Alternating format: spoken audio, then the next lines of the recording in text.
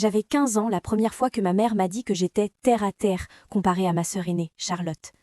Nous étions assises dans la cuisine, la lumière du matin filtrant à travers les rideaux blancs, et je venais de lui montrer mon bulletin avec 5 A et un B en mathématiques avancées.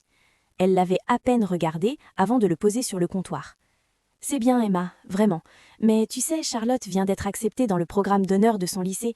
Elle a toujours eu ce don naturel pour les études. » Elle avait souri en caressant le cadre photo de ma sœur sur le réfrigérateur. « Toi, tu es différente, plus pratique, et il n'y a aucune honte à ça. » Plus pratique. Ce code pour dire moins intelligente allait me suivre pendant les 3 années suivantes. Charlotte était la brillante, celle qui obtenait des 19 et 20 sans effort apparent, celle dont les professeurs prononçaient le nom avec révérence. Moi, j'étais Emma, la cadette, qui travaillait dur, mais n'avait simplement pas ça. Ce ça mystérieux que ma famille voyait chez Charlotte, mais jamais chez moi, peu importe combien d'heures je passais penchée sur mes livres dans ma chambre, la lampe de bureau allumée jusqu'à 2 heures du matin. Mon père était pire que ma mère, d'une certaine manière. Il ne disait rien directement, mais ses silences parlaient plus fort que n'importe quel mot. Quand Charlotte rentrait avec un prix académique, il organisait un dîner de célébration, invitait les grands-parents, commandait son restaurant préféré. Quand j'étais nommée sur le tableau d'honneur, il hochait la tête et disait « Continue comme ça ». Puis il retournait à son journal. Le tournant est arrivé pendant ma dernière année de lycée, lors d'un dîner de famille en septembre. Charlotte, fraîchement diplômée de Sciences Po avec mention, était rentrée pour le week-end.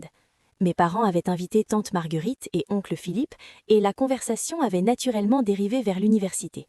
J'étais en train de pousser mon poulet autour de mon assiette quand ma mère s'est tournée vers moi avec ce sourire faussement encourageant qu'elle réservait pour les sujets inconfortables. « Alors Emma, as-tu réfléchi à tes candidatures universitaires ? Ton père et moi pensions que l'université locale serait un excellent choix pour toi.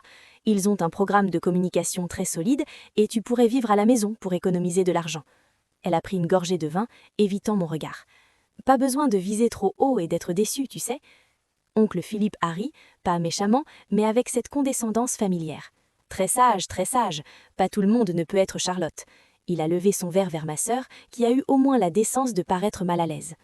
En fait, j'avais commencé, mais mon père m'a coupé. « Ta mère a raison, nous ne voulons pas que tu t'endettes pour une université de prestige quand l'université locale offre une éducation parfaitement adéquate. » Il a coupé sa viande avec précision. « Charlotte avait les notes pour justifier Sciences Po. Pour toi, restons réalistes. » Réaliste, ce mot me brûlait la gorge. Ce qu'il ne savait pas, ce qu'aucun d'eux ne savait, c'est que j'avais déjà passé mon SAT en juin, en secret, tôt un samedi matin, pendant qu'il pensait que j'étais à mon emploi à temps partiel à la librairie. Le score était arrivé par email 3 semaines plus tard, 1560 sur 1600. J'avais fixé l'écran de mon ordinateur portable dans ma chambre, relisant les chiffres encore et encore, mes mains tremblant sur le clavier.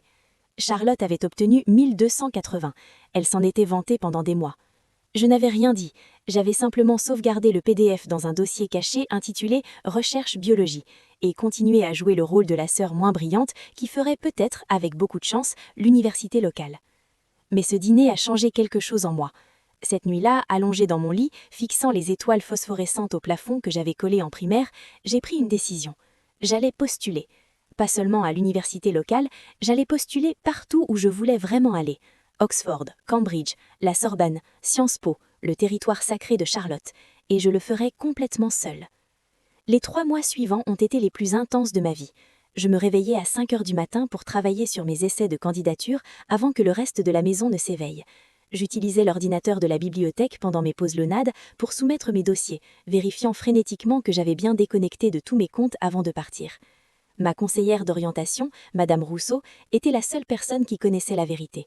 Elle m'avait trouvée en train de pleurer dans son bureau un après-midi d'octobre, quand ma mère avait oublié d'assister à ma présentation à la Foire des Sciences où j'avais remporté le premier prix régional. « Emma, » avait-elle dit doucement, en fermant la porte de son bureau, « pourquoi ne leur dis-tu pas ce que tu fais vraiment ?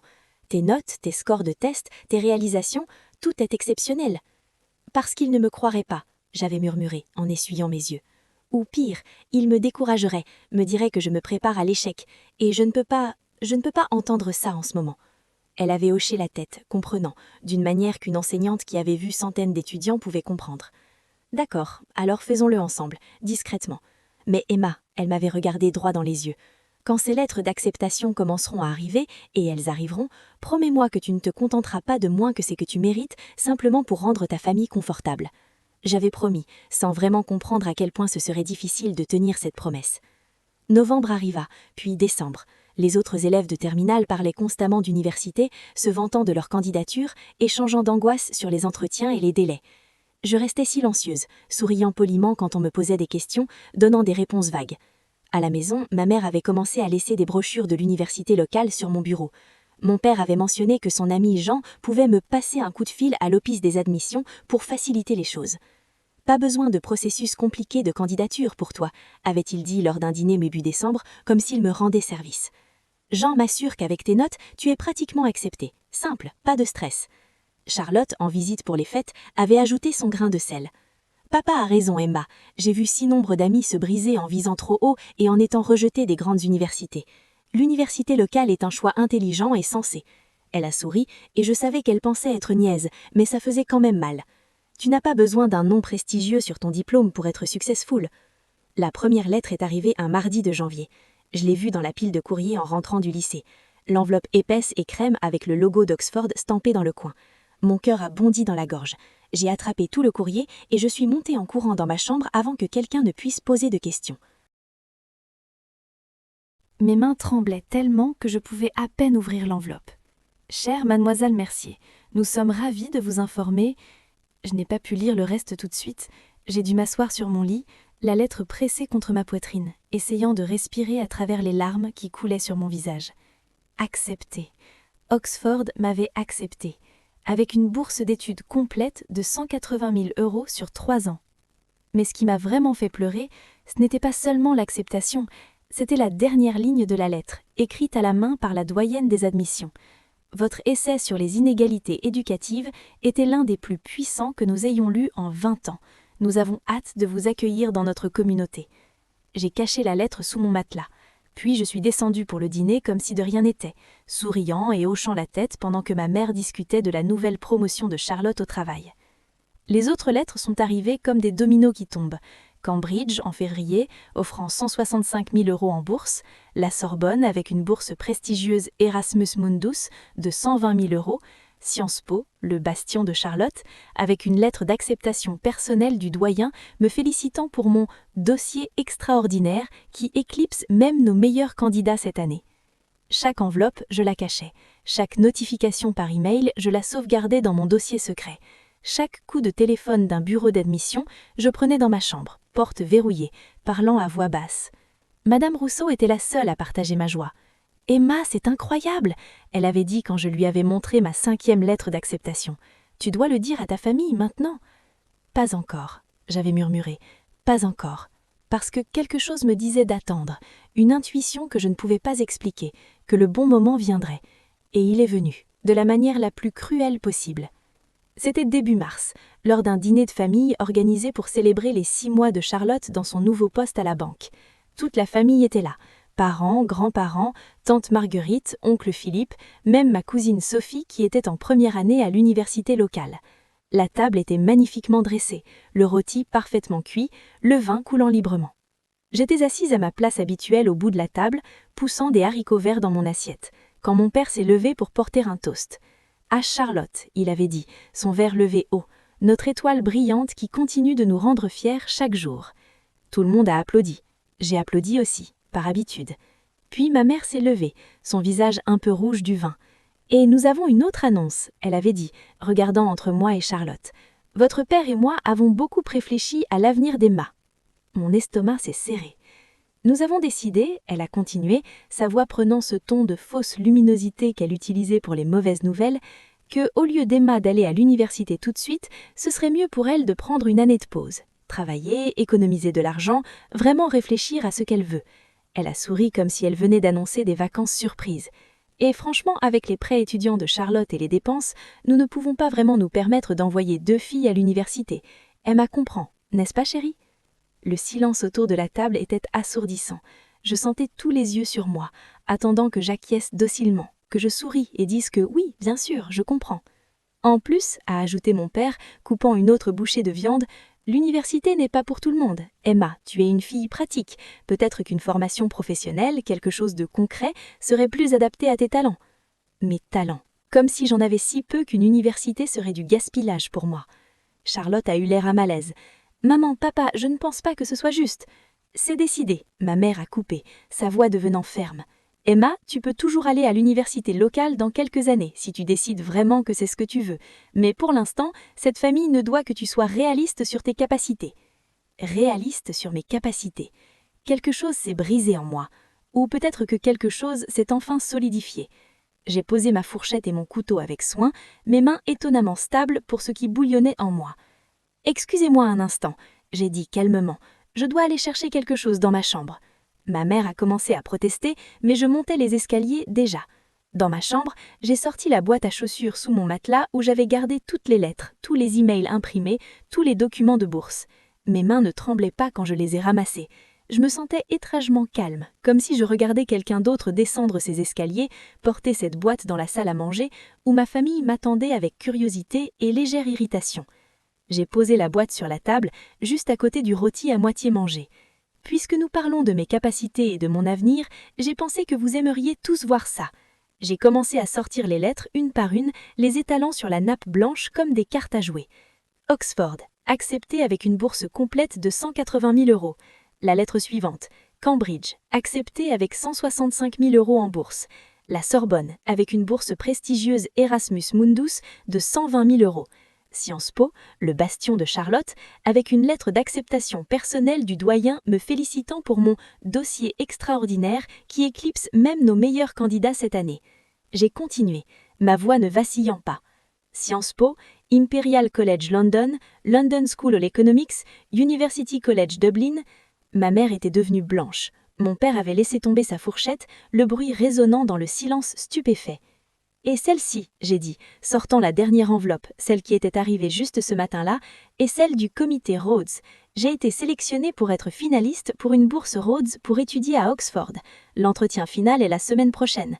Si je l'obtiens, c'est une bourse complète de 200 000 € pour 2 à 3 ans d'études supérieures. Le silence était si complet que j'entendais l'horloge de grand-père dans le couloir. Grand-père Robert, qui n'avait rien dit de toute la soirée, était le premier à parler. Il a tendu la main et pris la lettre d'Oxford, l'a lue attentivement, puis regardé mes parents avec ce qui ressemblait à de la déception. « Vous ne saviez rien de tout ça ?» Ma mère a secoué la tête, muette pour une fois dans sa vie. « Comment ?» dit mon père, puis s'arrêta. « Comment c'est possible ?»« Comment est-ce possible ?» j'ai répété, et pour la première fois, j'ai laissé entrer de l'émotion dans ma voix. Pas de la colère, pas vraiment, quelque chose de plus triste. Vous voulez dire comment est-il possible que votre fille stupide, terre-à-terre, pratique, ait été acceptée dans certaines des meilleures universités du monde ? Emma, nous n'avons jamais dit stupide, ma mère a commencé. Non, vous l'avez juste sous-entendu. Chaque jour, chaque conversation, chaque fois que vous avez oublié d'assister à mes présentations, chaque fois que vous avez célébré Charlotte, mais hoché la tête pour moi. J'ai ramassé mon score SAT. 1560 sur 1600. Charlotte a obtenu 1280. Je suis classée première de ma promotion. J'ai remporté 3 prix scientifiques régionaux. J'ai publié un article de recherche sur les inégalités éducatives dans un journal académique. J'ai fait tout ça en travaillant 15 heures par semaine à la librairie parce que vous avez arrêté de me donner de l'argent de poche en disant que je devais apprendre la responsabilité financière alors que vous payez toujours tout pour Charlotte. Charlotte avait des larmes dans les yeux. « Emma, je ne savais pas. »« Je sais que tu ne savais pas. Personne ne savait parce que personne n'a posé de questions. Vous avez tous simplement supposé. » J'ai regardé autour de la table, ces visages que j'avais aimés toute ma vie, qui m'avaient aimé aussi, je le savais, mais qui ne m'avaient jamais vraiment vu. J'ai postulé à toutes ces universités toute seule. J'ai écrit chaque essai à 5 heures du matin avant l'école. J'ai pris mon SAT en secret. J'ai tout fait seule parce que je savais que si je vous le disais, vous me diriez de ne pas me donner de faux espoirs, de ne pas postuler au-dessus de ma station. Ma mère a tendu la main vers moi.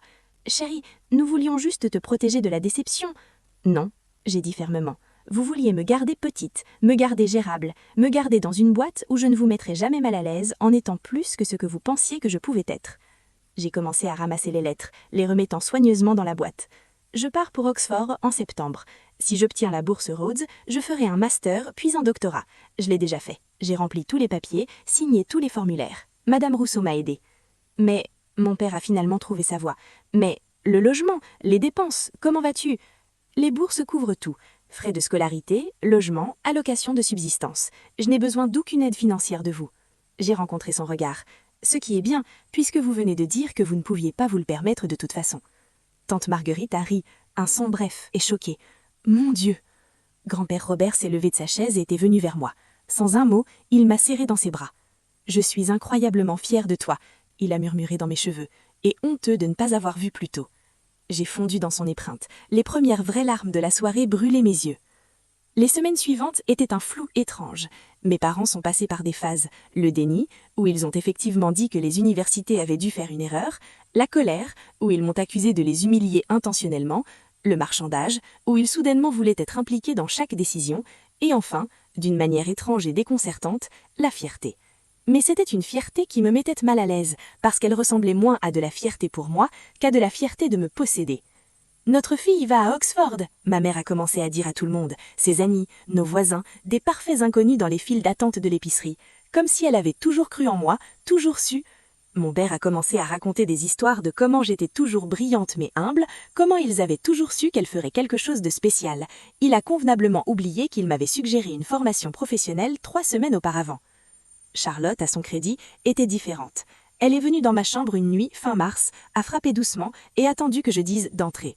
Elle s'est assise sur mon bel, là où nous avions été enfants, partageant des secrets dans le noir. « Je suis désolée », elle a dit doucement. « Je suis tellement désolée, Emma.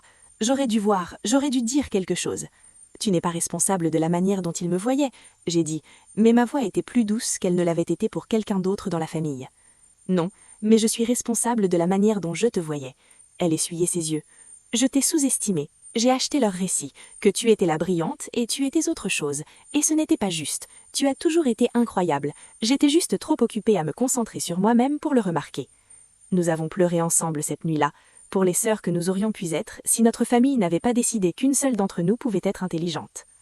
L'entretien pour la bourse Rhodes est arrivé en avril. J'y suis allée seule, prenant le train jusqu'à Paris, portant le seul tailleur que je possédais, celui que j'avais acheté d'occasion pour 12 €. Le panel d'intervieweurs était intimidant. Des professeurs, des anciens boursiers Rhodes, des gens dont les réalisations remplissaient des pages sur Wikipédia. Ils m'ont posé des questions sur mes recherches, mes objectifs, pourquoi je voulais étudier les inégalités éducatives, et j'ai été honnête d'une manière que je n'avais jamais été. Je veux étudier ça parce que je l'ai vécu, j'avais dit, ma voix ferme.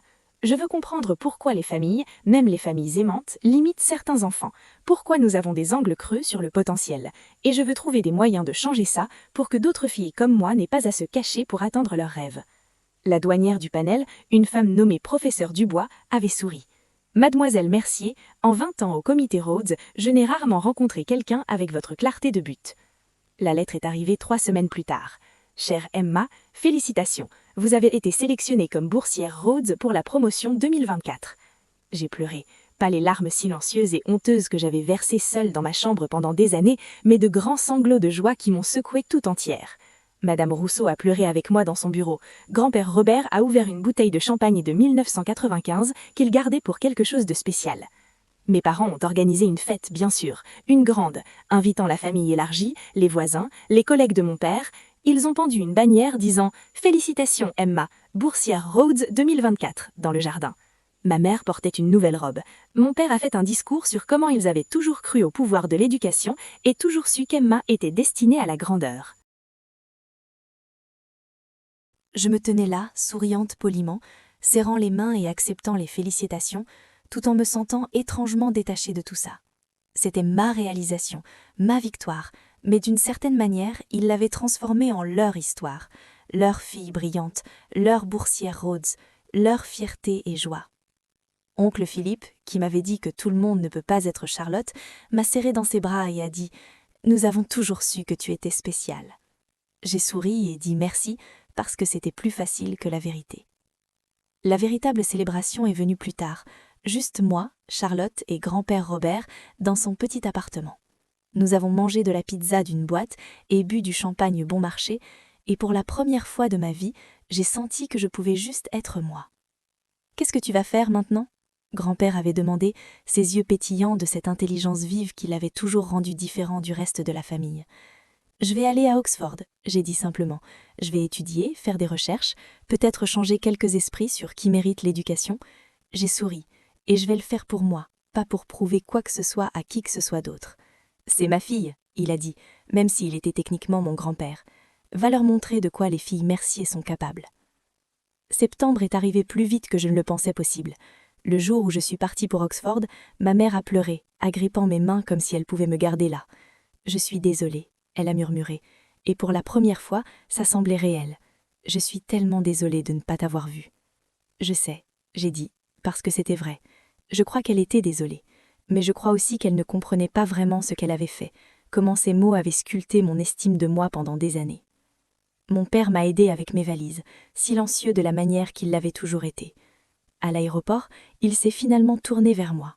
« Je n'étais pas un bon père pour toi, pas de la manière dont j'aurais dû l'être. » J'ai attendu qu'il continue. « Je ne sais pas comment réparer ça, » il a admis, « mais je veux essayer, si tu me laisses. » « D'accord, » j'ai dit, parce que malgré tout, il était toujours mon père. « Mais papa, ça doit être différent maintenant. Tu ne peux pas simplement prétendre que tout ça ne s'est jamais passé. » Il a hoché la tête, et j'ai vu de vraies larmes dans ses yeux pour la première fois de ma vie.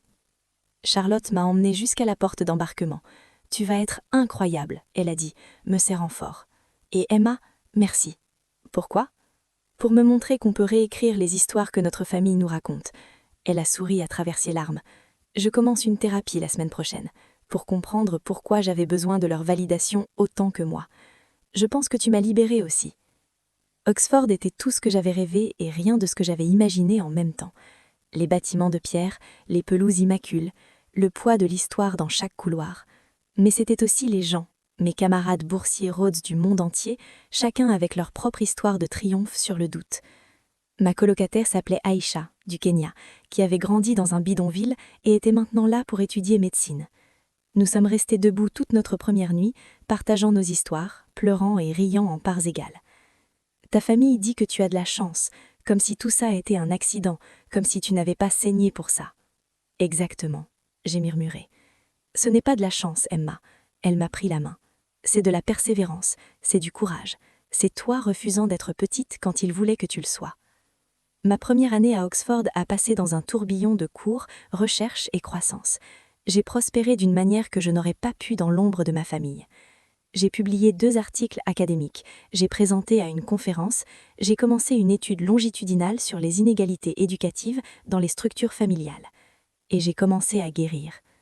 Mes parents m'appellent chaque semaine maintenant. Les conversations sont agorgées au début, mais elles s'améliorent lentement. Ma mère pose réellement des questions sur mes recherches. Mon père écoute vraiment quand je réponds. C'est loin d'être parfait, mais c'est quelque chose. Charlotte vient me visiter au printemps de ma première année. Nous marchons à travers Oxford et elle me parle de sa thérapie, de comment elle se rend compte qu'elle a été blessée, elle aussi, par les attentes familiales, juste d'une manière différente.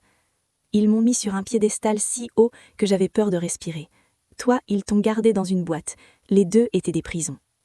Nous trouvons de la guérison ensemble, réécrivant notre relation de sœurs, une conversation honnête à la fois. Grand-père Robert décède tranquillement dans son sommeil pendant mon 2e semestre. Je rentre pour les funérailles et trouve qu'il m'a laissé une lettre. « Chère Emma, si tu lis ceci, alors mon vieux cœur a finalement lâché. Ne sois pas triste, ma brillante fille. J'ai vécu pleinement et mes dernières années ont été enrichies par ta lumière. » La lettre continue, mais c'est la fin qui me fait pleurer. Tu m'as appris qu'il est jamais trop tard pour vraiment voir quelqu'un. Je regrette de ne pas t'avoir vu plus tôt, mais je suis si agréable de t'avoir finalement vue.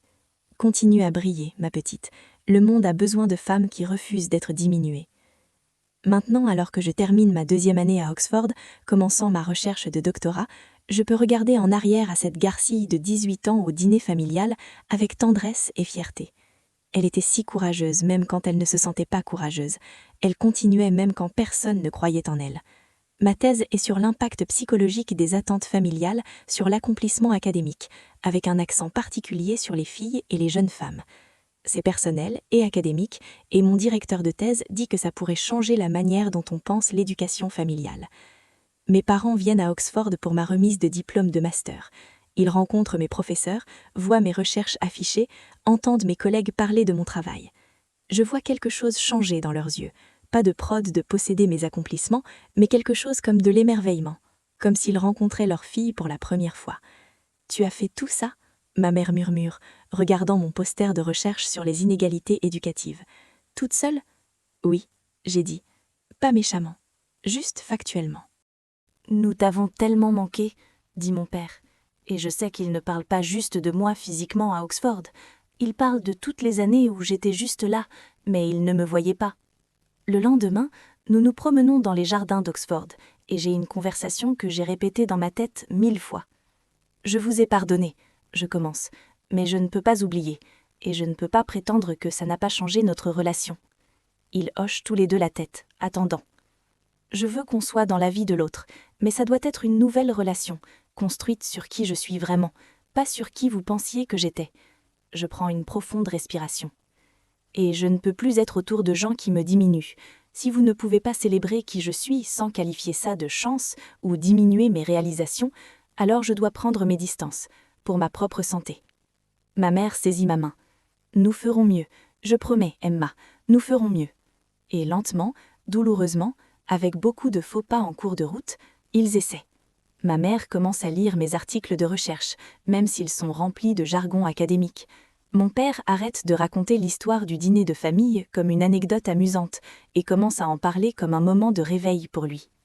Cela prend des années pour reconstruire la confiance. Certains membres de la famille ne comprennent jamais vraiment. Tante Marguerite insiste encore que j'ai juste eu de la chance. Oncle Philippe dit à tout le monde qu'il a toujours su que j'irais loin. Mais ça va, parce que j'ai construit une nouvelle famille aussi. Mes amis d'Oxford, mes collègues de recherche, mes mentors qui m'ont vu dès le début. Aïcha, qui est maintenant médecin en formation, travaillant sur des soins de santé accessibles au Kenya. Le professeur Dubois, qui est devenu une mentor et une amie, me guidant à travers les eaux compliquées du monde académique. Et Charlotte, qui a quitté son emploi en banque pour poursuivre l'enseignement, travaillant avec des étudiantes de première génération qui ont besoin de quelqu'un qui croit en elles. « Tu m'as inspirée », elle me dit un jour au téléphone. « Si tu pouvais triompher de nos parents, je pouvais triompher de leurs attentes sur ma carrière. » C'est maintenant 5 ans depuis ce dîner. Je suis docteur Emma Mercier, maintenant, avec un doctorat d'Oxford, des articles publiés dans les principales revues académiques et un poste post-doctoral qui me permet de continuer ma recherche sur les inégalités éducatives. J'ai été interviewée par Le Monde sur mon travail. J'ai parlé à TEDx Paris. J'ai aidé à développer des programmes qui entraînent les enseignants et les parents à reconnaître et nourrir le potentiel académique chez tous les enfants, surtout ceux qui ne correspondent pas au moule traditionnel du bon étudiant. Mes parents encadrent encore mes réalisations dans des termes de chance parfois, vieilles habitudes, mais maintenant ils se corrigent aussi. Non, j'ai entendu ma mère dire à un voisin récemment, « Pas de chance, Emma a travaillé incroyablement dur, nous avons été aveugles à ça pour trop longtemps. » C'est du progrès, du vrai progrès. La semaine dernière, j'ai donné une conférence dans mon ancien lycée. Madame Rousseau, maintenant directrice, m'a présentée à l'auditoire rempli d'élèves. J'ai raconté mon histoire, en omettant les parties difficiles, en ne prétendant pas que c'était facile. « Si votre famille doute de vous, » j'ai dit à ces jeunes visages me regardant, « ça fait mal. C'est normal que ça fasse mal. Mais leur doute ne définit pas vos capacités. Vous vous définissez. Vos efforts vous définissent. Votre refus d'être petit vous définit. » Après, une fille est venue me voir, les larmes aux yeux. « Mes parents ne pensent pas que je devrais aller à l'université, » elle a murmuré. « Ils disent que c'est du gaspillage pour les filles. » J'ai pris ses mains. « Postule quand même, en secret si tu dois. Trouve un conseiller qui croira en toi, et sache que peu importe ce qui arrive, ton désir d'apprendre, de grandir, de devenir plus, c'est valide et précieux. » Elle a hoché la tête, et j'ai vu en elle la fille de 18 ans que j'étais, cachant des lettres d'acceptation sous mon matelas, me demandant si j'étais folle d'oser drémer si grand. Ce soir-là, je rentre à mon appartement à Paris, où j'habite maintenant pendant mon post-doc à la Sorbonne. Charlotte vient pour le dîner, et nous cuisinons ensemble, rions ensemble, 2 sœurs qui ont trouvé leur chemin l'une vers l'autre après des années dans les ombres. Mon téléphone sonne. C'est maman. « Salut chérie, » dit-elle, sa voix chaleureuse. « Je viens de lire ton nouvel article dans le Journal of Educational Psychology. C'était brillant, vraiment brillant. Tu changes des vies avec ce travail. Pas de chance, pas de qualification, juste reconnaissance. » « Merci maman, » je dis, et je le pense. Nous parlons quelques minutes, et avant de raccrocher, elle dit « Emma, je suis désolée que ça m'ait pris tant de temps de te voir, mais je te vois maintenant. » « Je sais, » je dis, doucement, et ça compte. Après avoir raccroché, je reste à ma fenêtre, regardant Paris chiffonné par la nuit, pensant à tous les chemins qui m'ont mené ici. Les nuits d'études solitaires, les lettres cachées, le dîner qui a tout changé, le long chemin vers le pardon et la guérison. Je pense à cette fille qui croyait qu'elle devait se faire petite pour que sa famille se sente grande. Je voudrais revenir en arrière et lui dire que sa grandeur ne diminue personne, que briller fort ne met pas les autres dans les ombres, ça les invite juste à trouver leur propre lumière. Mais je ne peux pas revenir en arrière. Je peux juste aller de l'avant, portant son courage avec moi, honorant son refus d'être défini par le doute des autres. Charlotte me rejoint à la fenêtre, passant son bras autour de moi. « À quoi penses-tu » je dis. « Que nous avons toutes deux réécrit nos histoires. Pas les histoires que notre famille a écrites pour nous, mais celles que nous avons écrites nous-mêmes. » Elle serre mon épaule. « Les meilleures histoires sont celles que nous écrivons nous-mêmes. » Et alors que nous nous tenons là, deux sœurs qui ont trouvé leur chemin depuis les ombres vers la lumière, je réalise que c'est vrai. Ma famille peut encore appeler ça de la chance parfois. Ils peuvent encore ne pas comprendre complètement tout ce que j'ai surmonté, tout ce que j'ai accompli. Mais je sais. Je sais que chaque lettre d'acceptation, chaque bourse, chaque prix académique, chaque article publié représente des milliers d'heures de travail que personne n'a vues. Des nuits blanches, des doutes surmontés, des peurs affrontées, du courage trouvé dans les endroits les plus d'ombre. Ce n'était pas de la chance, c'était de la détermination, c'était de la résilience, c'était moi, refusant d'être petite quand tout le monde voulait que je le sois. Et ça n'a pas de prix.